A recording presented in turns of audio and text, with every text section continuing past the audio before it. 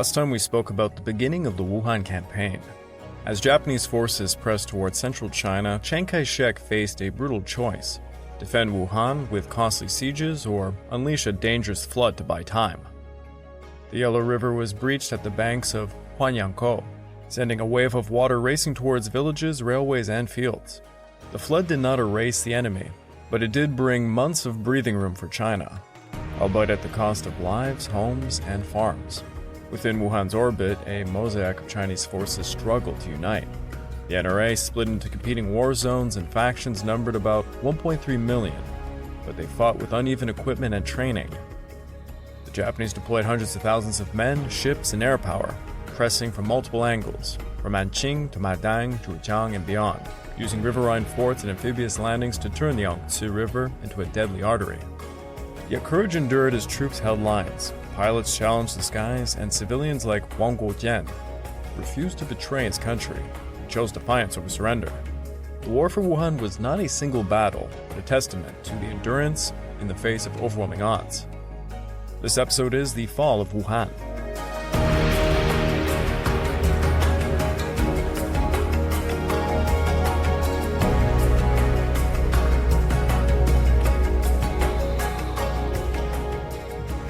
Well, hello again, and welcome back to the Fall and Rise of China podcast. I'm your dutiful host, Greg Watson. But before we begin, I just want to remind you all that this podcast is only made possible through the efforts of Kings and Generals over at YouTube. Perhaps you want to learn a bit more about the history of Asia? Kings and Generals has an assortment of episodes on the history of Asia, and so much more. So go give them a look over at YouTube. So please subscribe to Kings and Generals over at YouTube, and help us produce this content by checking out www.patreon.com/kingsandgenerals. And don't forget about our sister podcasts over at the Eastern Front and Pacific War week-by-week podcasts, both written and narrated by me. And if after all that, if you're still hungry for some more history, why don't you check out my personal channel, the Pacific War channel found over at YouTube, and my podcast series, Echoes of War, found on major podcast platforms. Over in Echoes of War, we just finished up the Greco-Persian Wars, and we're now finishing up the Bataan campaign of World War II. We're soon going to be doing another mini-series covering the Battle of the Atlantic. If you'd like to further support me, please consider checking out my YouTube membership or my Patreon account at www.patreon.com/thepacificwarchannel. By joining either of these, you get access to the exclusive podcast series, which is about 36 episodes and ongoing at this point, early access to all the content I make, and voting rights to the subjects I will tackle next. In the last episode, we began the Battle of Wuhan. Japan captured Anqing and gained air access to Zhejiang. Chinese defenses around the Yangtze River were strained. The southern Yangtze's 9th War Zone held two key garrisons, one west of Lake Poyang and the other in Zhejiang. To deter Japanese assaults upon Zhejiang, China fortified Madang with artillery, mines, and bamboo booms. On June the 24th, Japan conducted a surprise Madang landing while pressing south along Yangtze. Madang's fortress withstood 4 assaults but suffered heavy bombardment and poison gas attacks. Chinese leadership failures contributed to the fall. Li Yongheng, overseeing Madang, was away at a ceremony, leaving only partial contingents, primarily 3 battalions from Marine Corps units and the 313th Regiment of the 53rd Division. All in all, it was about 5 battalions. Reinforcements from Pengzi were misrouted by Li's orders, arriving too late to the scene. Madang would fall 3 days later. Chiang Kai-shek retaliated with a counterattack and rewarded units that recaptured Xiangchang, but further progress was blocked. Yang Heng was court-martialed, and Xu Weiying was executed. Now, Madang's loss opened a corridor towards Zhejiang. The Japanese needed weeks to clear minefields, sacrificing several ships in the process. With roughly 200,000 Chinese troops in the Zhejiang-Ruchang zone under Shi Yue and Zhang Fukui, the Japanese captured Pengzi and then Hukou, using poison gas during the fighting. The Hukou evacuation cut off many non-combatant troops, with over 1,800 of about 3,100 soldiers successfully being evacuated, more than 1,300 missing or being drowned in the lake. 2 weeks after Hukou's fall, the Japanese reached Zhejiang and overtook it after a 5-day battle. The retreat left civilians stranded, and the Zhejiang massacre followed. About 90,000 civilians were estimated to have been killed, with mass executions of POWs, rapes, and widespread destruction of districts, factories, and transport. Subsequently, the Southern Riverline campaign saw Japanese detachments along the river advance westward, capturing Ruchang, Guangxi, and other areas through October, stretching Chinese defenses quite thin as the Japanese pressed towards Wuchang and beyond. On July the 26th, the Japanese occupied Zhejiang and immediately divided their forces into 3 routes, advancing towards Dian and Nanchang, then striking Changsha, severing the Yuhan Railway, and surrounding Wuhan in an effort to annihilate the Chinese field army. The advance of the 101st and 106th Infantry Divisions slowed south of the Yangtze River, yet the Central China Expeditionary Army remained intent on seizing Wuchang and Duan to cut off the Chinese forces around Mount Lu. To this end, the 9th and 27th Infantry Divisions were deployed to the sector, with the 9th regarded as an experienced unit that had fought in earlier campaigns, while the 27th was a newly formed one in the summer of 1938. This contrast underscored the rapidly expanding scope of the war in China, as the Japanese Army General Staff continued mobilizing reservists and creating new formations. According to the operational plan, the 101st and 106th Divisions would push south towards Duan to pin the Chinese defenders, while the 9th and 27th Divisions would envelop the Chinese forces south of the river. Okamura Yasuji ordered 5 battalions from the 9th to move towards Duan via Wuchang, and the Hada detachment was tasked with securing the area northwest of Wuchang to protect the 9th's flank. North of Yangtze, the 6th Infantry Division was to move from Huangmei to Guangxi, with Tianjiajian as the ultimate objective. Capturing Tianjiajian would allow the 11th Army to converge on Wuhan from both the north and southern parts of the river. The operation began when the 9th Division landed at Zhejiang, threatening the left flank of the Jingguangsha line. The Chinese responded by deploying the 1st Corps to counter the 9th Division's left flank, which threatened the Maruyama Detachment's lines of communication. The Maruyama Detachment counterattacked successfully, enabling the rest of the 9th Division to seize Wuchang on August 24th. On that same day, the 9th attacked the 30th Army defending Mount Min. The Chinese defenses deteriorated on the mountain, and multiple counterattacks by Chinese divisions would fail, forcing the 1st Corps to retreat to Mahuling. The siege of Wuchang and the surrounding area was followed by a wave of atrocities, with Japanese forces inflicting substantial casualties, destroying houses, damaging property, and all sorts of crimes, including murder, rape, arson, torture, and the looting of devastated villages, and ruining the livelihoods of all those in the Wuchang area. After Wuchang and Mount Min fell, the Maruyama Detachment and the 106th Infantry Division advanced at Mahuling, seeking to encircle the Chinese forces from the northwest, with the 106th forming the inner ring and the Maruyama Detachment on the outer ring. This coordination led to Mahuling's fall by September the 3rd. The 27th Infantry Division, arriving in late August, landed east of Xiaoqikou, providing the manpower to extend Japanese offensives beyond the Yangtze's banks and outflank the Chinese defenders along the river. Their main objective was to seize the Ruwu Highway, a vital route for the continued advance towards Wuhan.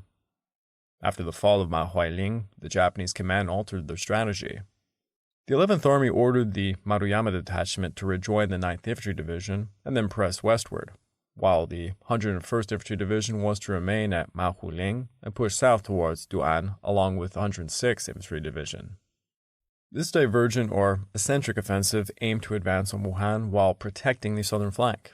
The renewed offensive began on September the 11th, with the 9th Infantry Division and the Hata Detachment advancing west along the Ruyang and Ruwu highways towards Wuhan, followed days later by the 27th Division. Initially, the Japanese made solid progress from Wuchang towards a line centered on Laoge, but soon faced formidable Chinese defenses. The 9th and 27th Divisions confronted the Chinese 2nd Army Corps, which had prepared in-depth positions in the mountains west of Zanqikao and Xintampu.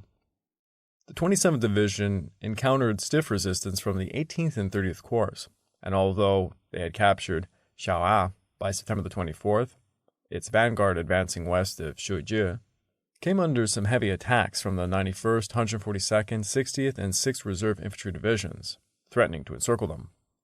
Only the southward advance of the 101st and 106th Divisions relieved the pressure, forcing the Chinese to redeploy the 91st and 6th Reserve Divisions to the south, and thereby loosening the 27th's grip. After the redeployment, the 9th and 27th Divisions resumed their push. The 9th crossed the Fushuo on October the 9th and then took Zanqikao on October the 16th, while the 27th seized Xiantaopu on October the 18th. The Hada Detachment followed, capturing Yangqin on October the 18th and then Oqiang on October the 23rd. further tightening Japanese control over the highways towards Wuhan. By mid-October, the 11th Army commander Okamura Yasuji resolved to sever the Guangzhou-Hankou Railway to disrupt Chinese lines. On October the 22nd, the 9th and 27th Divisions attacked towards Jinye and Xianying.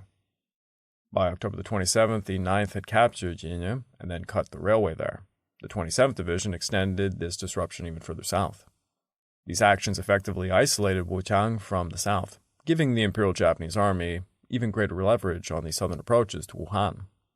The push south by the 101st and 106th Divisions pressed towards Da'an, where they encountered the entrenched Chinese 1st Army Corps.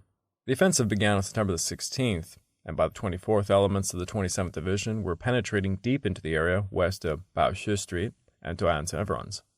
Recognizing the growing crisis, Shi Yue mobilized the nearby 91st and 142nd Divisions, who seized Nanping Mountain along the Ruwu line overnight, effectively cutting off the 27th Division's retreat. Fierce combat on the 25th and the 26th saw Yang Chailu, the commander of the 360th Regiment of the 60th Division, die a heroic death. Zhang Juhe, chief of staff of the 30th Group Army, and an underground CCP member, commanded the newly formed 13th Division and the 6th Division to annihilate the Suzuki Regiment and then recapture Qilian's Peak.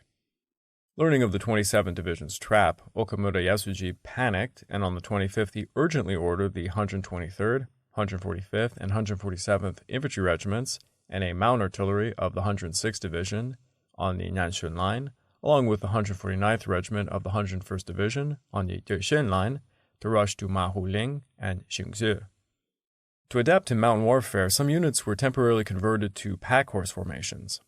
On the 27th, the 106th Division broke through the Wutaling position with force, splitting into two groups and then pushing towards Erfangjiang and Luishan. By the 28th, the three regiments and mountain artillery of the 106th Division advanced into the mountain villages of Wangjialing, Leimingulu, Xibaoshan, Nianxianpu, Beishijue, and Dongshangguo, about 50 li west of Duan. Again, to that one guy who commented on the YouTube channel about this podcast that I might supposedly be an AI system trying to read some of this. Well, if you speak fluent Chinese, I can assure you I mispronounce most of those town names. I try my best. On that same day, the 149th Regiment of the 101st Division entered the Wanjiaoling area and joined the 106th Division. Commanded by Lieutenant General Jirokoro Matsura, the 106th Division sought to break out of Baocha and disrupt the Nanwu Highway to disrupt the Chinese retreat from Duan. At this juncture, Shi Yue's corps perceived the Japanese advance as predatory, wolf-like maneuvers, and deemed it a strategic opportunity to counterattack. He resolved to pull forces from Jiexing, Nanshun, and Ruwu to envelop the enemy near Wanjiaoling, with the aim of annihilating them. And so began quite a desperate and pivotal battle between the Chinese and Japanese in northern Guangxi, centered around the Wanjiaoling area. The Japanese 106th Division found its rear communications cut off around September the 28th, as the Chinese blockade tightened. Despite the 27th Division's severed rear and its earlier defeats at Jilin Peak, Okamura Yasuji ordered a renewed push to relieve the besieged 106th by directing the 27th Division to attack Jilin Peak and advance east of Baoshi Street. In this phase, the 27th Division dispatched the remnants of its 3rd Regiment to press the assault on Jilin Peak, employing poison gas and briefly reaching the summit. On September the 29th, the 142nd Division of the 32nd Army, under Shang Jian, coordinated with the 752nd Regiment of the same division to launch a fierce counterattack on Jilin Peak, more specifically at a place called Sangai Mountain, west of Xiaoyao. After intense fighting, they reclaimed the peak, thwarting the 27th Division's bid to move eastward to aid the 106th. Concurrently, a portion of the 123rd Regiment of the 106th Division attempted a breakout west of Baoshi Street. The 6th and 91st Divisions responded with a determined assault from the east parts of Xiaoyao, blocking the 123rd Regiment east of Baoshi Street. The victories at Jilin Peak and Baoshi Street halted the merger between the eastern and western Japanese forces, enabling the Chinese army to seal up the pocket and create a decisive condition for encircling the 106th Division, securing victory in the Battle of Wuhan. It should be noted that Chinese sources love to describe these great victories, but In essence, these are very small aspects of larger battles in which the Japanese almost always win. The only reason why I'm making a note of that is because the source I was using for this episode particularly liked to favor the Chinese. Now, after the setback at Chiang Peak, the divisional commander, Masaharu Homa, defying Okamura Yasuji's orders to secure Baoshu Street, redirected his focus to Taihu Bridge under the pretext of broader operations. He neglected the heavily encircled 106th Division, and he pivoted towards Xianjiangbu. By September the 30th, Chinese forces attacking from both the east and the west, with the 90th and 91st Divisions joining the assault on the Japanese positions. October the 1st, the Japanese, quite disoriented and unable to pinpoint their own unit locations, telegrammed Okamura Yasuji for air support. October the 2nd, the 1st Corps received orders to tighten the encirclement and annihilate the enemy forces. Deployments were made to exploit a numerical advantage and bolster morale, placing the Japanese in quite a desperate position. October the 3rd, the 90th and 91st Divisions launched a concerted attack on Yanjiangbu, delivering heavy damage to the Japanese forces and showering Le Mingulu with artillery fire that endangered the 106th Division's HQ. By October the 5th, Chinese forces reorganized. The 58th Division of the 74th Army advanced from the south, the 90th Division of the 4th Army from the east, portions of the 6th and 91st Divisions from the west, and the 159th and 168th Divisions of the 65th Army from the north, completing a full encirclement. October the 6th, Shi Yue ordered a counterattack, and by the 7th, the Chinese army had effectively cut off all the retreating routes. That evening, after fierce hand-to-hand combat, the 4th Army regained the hilltop, standing at a 100-meter high position, and thwarted any Japanese plan to break through Baixia and sever the Chinese retreat towards Da'an. By October the 8th, Lieutenant Colonel Sakurada Ryuzo, the 106th Division staff officer, reported the division's deteriorating situation to the HQ. The telegram signaled the impending collapse of the 106th Division. October the 9th, Kuomintang forces recaptured strategic positions such as Lishan, tightening encirclement efforts to a small pocket of about 3 or 4 square kilometers in Nanjiangbu, Lemingulu, and Panja. That night, the vanguard attacked the Japanese 106th Division's headquarters at Lemingulu, engaging in close combat with the Japanese. Matsuda and the division's staff then took up arms in defense. In the early hours of the 10th, Japanese forces launched flares that illuminated only a narrow arc of the movement and limited numbers of troops that were trying to flee northwest towards Yangpang Street. The 2.5-month battle inflicted tremendous casualties on the Japanese, particularly on the 101st and 106th Divisions. These two formations began with a combined strength of about 47,000 troops and ultimately lost around 30,000 men in the fighting. The high casualty rate hit the Japanese officer corps quite hard, forcing General Sonoko Hata to frequently airdrop replacement officers onto the besieged units' bases throughout the engagement. For the Chinese, the successful defense of Waojialing was a pivotal part of the Wuhan campaign. Zooming out of the macro level, a lot of the action was actually occurring all over the place. Over in Shandong, 1,000 soldiers under Shi Yushan had defected multiple times between rival warlord cliques and were now operating as a sort of independent faction. They occupied Jinan and then they would hold it for many days. Guerrillas were briefly controlling Yantai, east of Changzhou, extending to Shanghai. Another non-government Chinese force led by Dai Li employed guerrilla tactics in the Shanghai suburbs and across the Hangpu River. This force included secret society members from the Green Gang and Jiang Douhui, who conducted executions of spies and perceived traitors, losing more than 100 men in the course of the operations. On August 13th, members of this force clandestinely entered the Japanese air base at Hongqiao, and they raised a Chinese flag there. Meanwhile, the Japanese 6th Division breached the defensive lines of the Chinese 31st and 68th Armies on July the 24th, while they captured Taihu, Zhuchang, and Huangmei counties by August the 3rd. As Japanese forces advanced westward, the Chinese 4th Army of the 5th War Zone deployed its main strength at Guangxi, Hubei, and Tanja to try and intercept the offensive. The 11th Army Group and the 68th Army were ordered to form a defensive line in Huangmei County, while the 21st and 29th Army Groups, alongside the 26th Army, moved south to outflank the Japanese. The Chinese would actually recapture Taihu on August 27th and Zhuchang on the 28th. However, with Japanese reinforcements arriving on the 30th, the Chinese 11th Army Group and the 68th Army were unable to sustain counteroffensives, and they were forced to retreat to Guangzhou County to continue resisting alongside the 26th, 55th, and 86th Armies. The Chinese 4th Army Group directed the 21st and 28th Army Groups to flank the Japanese from the northeastern parts of Hongmei, but they failed to halt the Japanese advance. Guangxi would fall on September the 6th, and while Guangzhou was recovered by the Chinese 4th Corps on September the 8th, Wuxi was also lost on that same day. Zooming back in on the Wuhan front, the Japanese focus now shifted to Tianjia.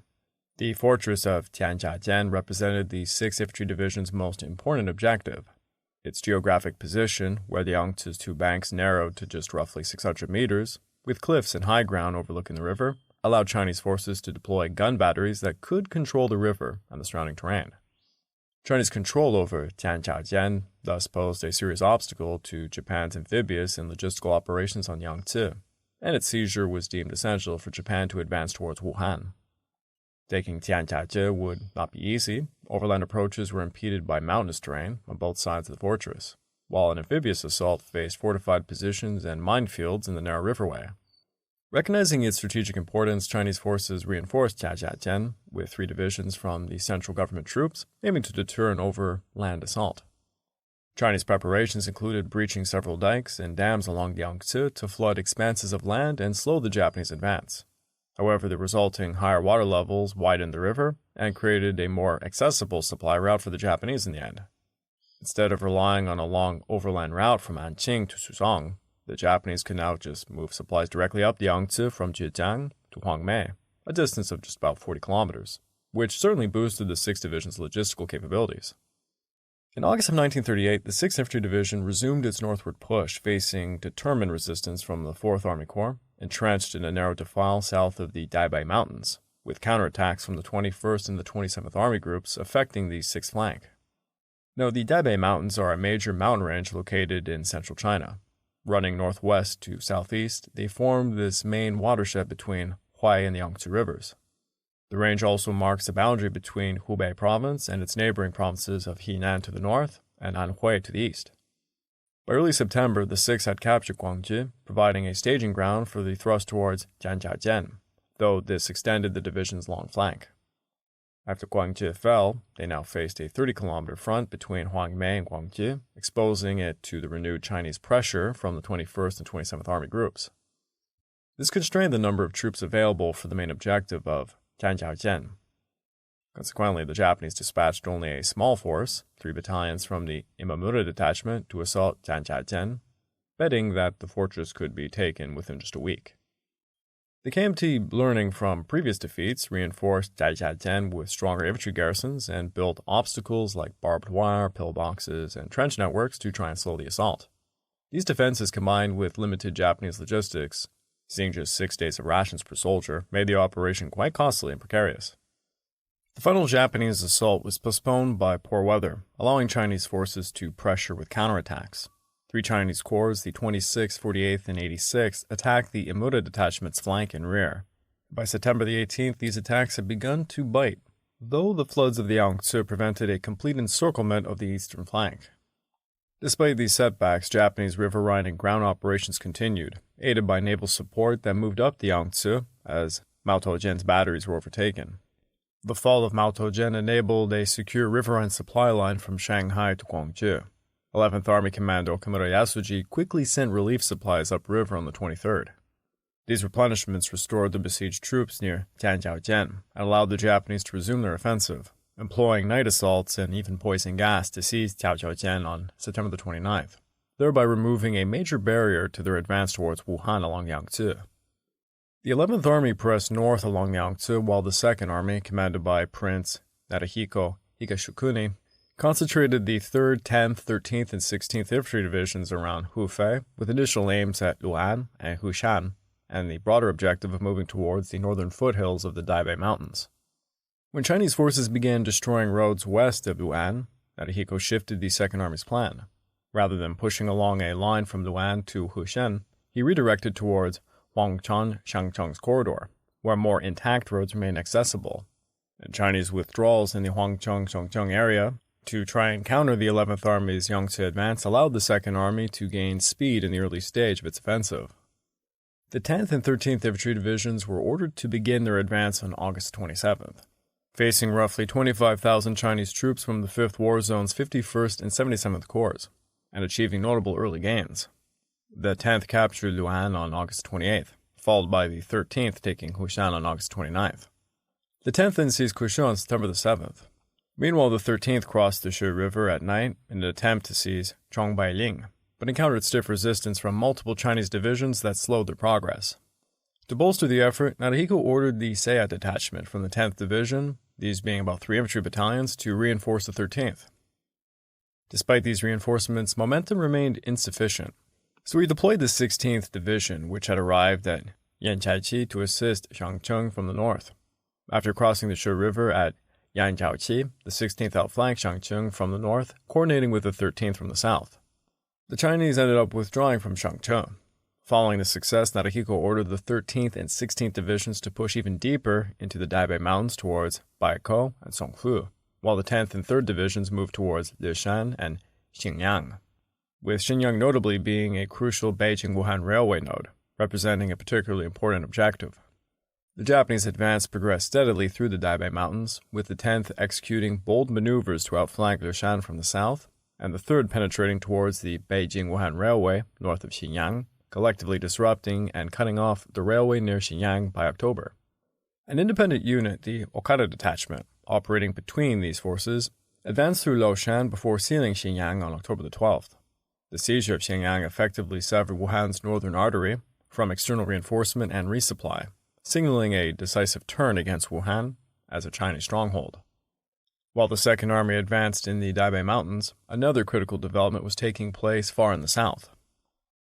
By the end of 1937, southern China had become more crucial to the Republic of China as a lifeline to the outside world.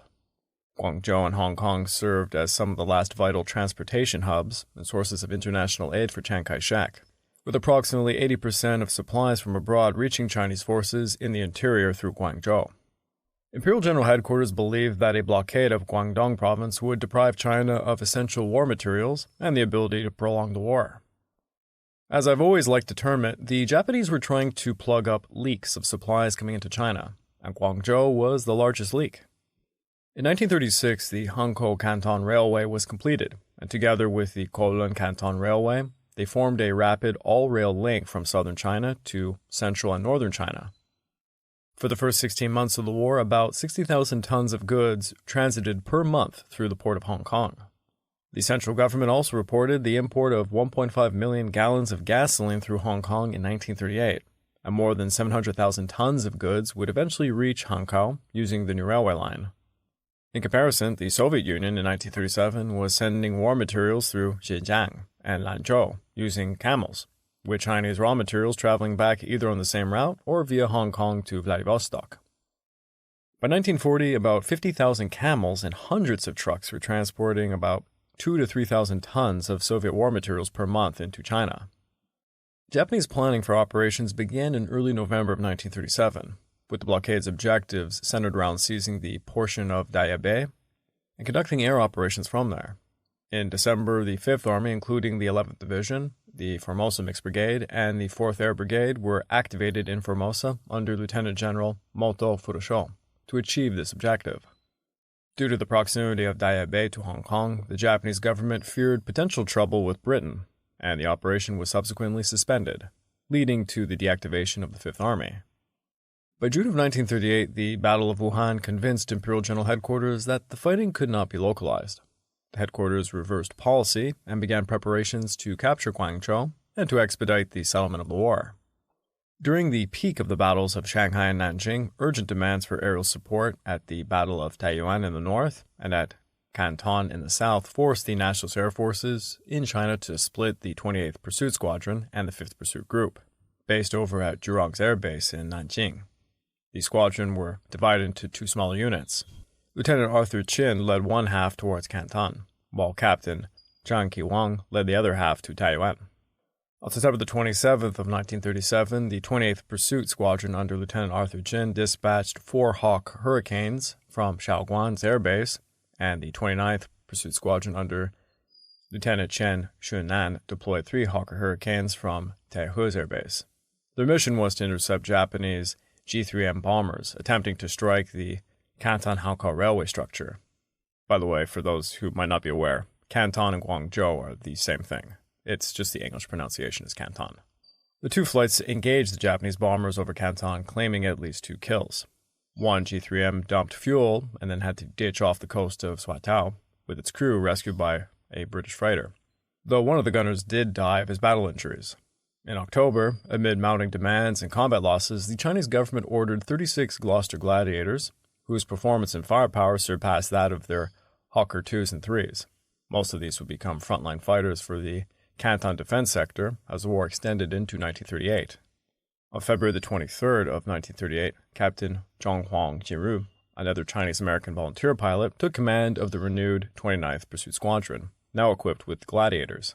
He led 9 Gladiators from Naozhong Air Base on their first active combat mission over Guangzhou, supporting 3 Gladiators from the 28th Pursuit Squadron, as he intercepted about 13 Nakajima E-8N fighter attack seaplanes that were launching from the seaplane tenders Notromaru and Kunogazamaru. The battle proved quite challenging. Most of the Gladiators' machine guns jammed, severely reducing their firepower. Despite this, 5 of the E-8Ns were shot down, confirmed by Captain Huang and his fellow pilots, who managed to strike the Japanese aircraft with only 1, 2, or 3 functioning guns per Gladiator. Jin later revealed that the gun jams were caused by defective Belgian-made ammunition. The combat nevertheless proved quite tragic and costly.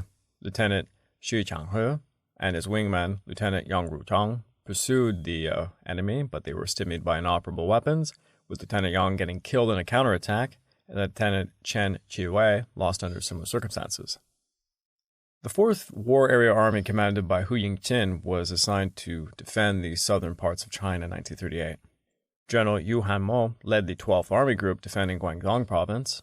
The region's defense included about 8 divisions and 2 brigades of regular army troops stationed around Guangzhou, with an additional 5 divisions of regular troops deployed in Fujian. The 4th War Area Army totaled roughly 110,000 regular army troops.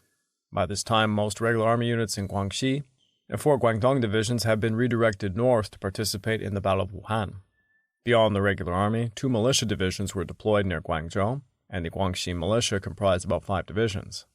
Militia units were typically raised from local civilians and disbanded as the army moved through new areas. Their roles centered on security, supply transportation, and reconnaissance mostly.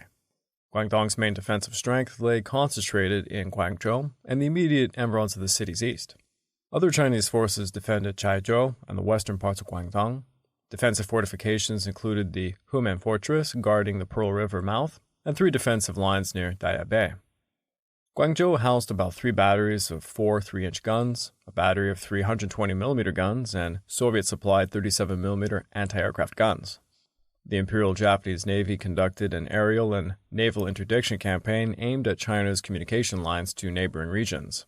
Japan believed that the blockade would hasten the end of the war, and disruption of Chinese logistical networks was the primary objective in Guangdong Province from August of 1937 until October of 1938.